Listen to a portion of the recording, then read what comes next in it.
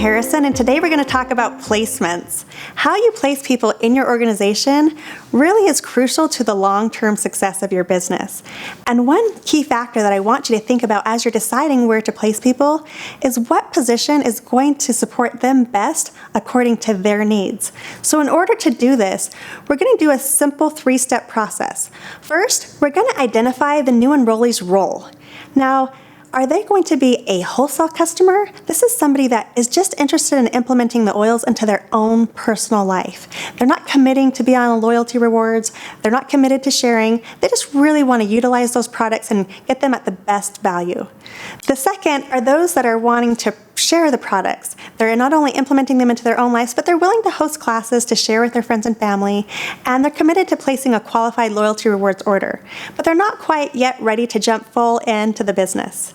Now, the third category are those that self-identify themselves as business builders. These are people that are both committed and capable. Committed meaning that they've done the first 3 steps of the build guide, and capable meaning that you know that they're capable of enrolling people on their own without you, and that they're capable to mentor and lead those people to long-term success. The second is identifying your role. Are you the enroller for this person or the sponsor?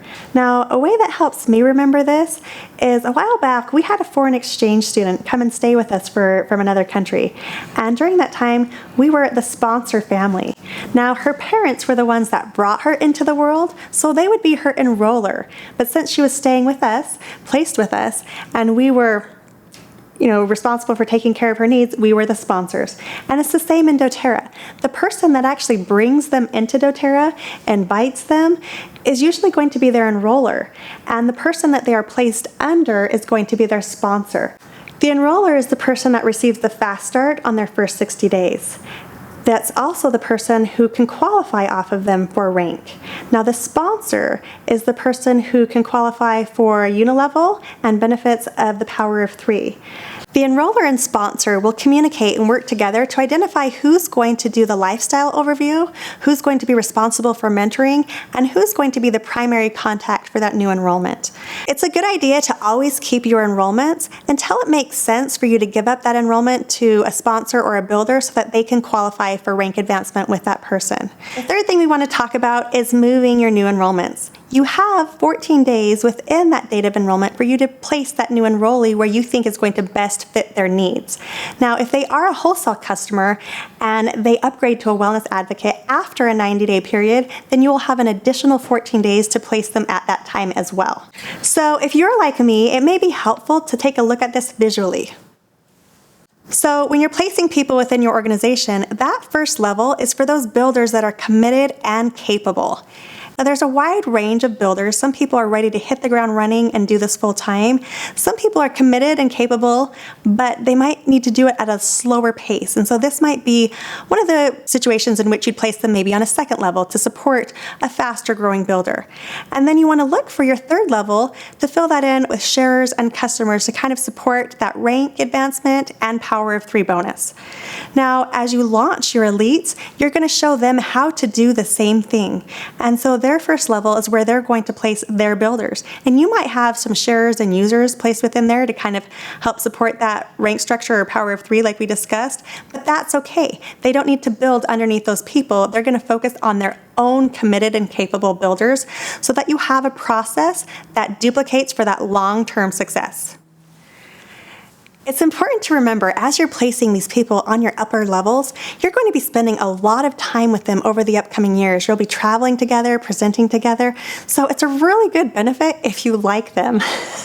This is why I feel so much value in talking to your friends and family first before going into your cold market. Another key thing to remember is as you're placing people underneath your builders or underneath the product sharers, that you communicate with them and you let them know the expectations. What I do when I'm placing someone underneath one of my builders or one of my product sharers is I sit down and I let them know about that person and why I determined that they would be a really good fit under them. And then I outline my expectations.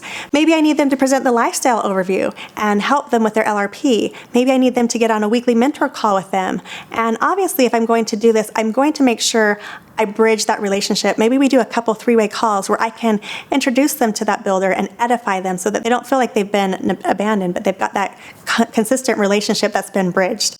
There's not too many other businesses where you get to hand select the people that you work with.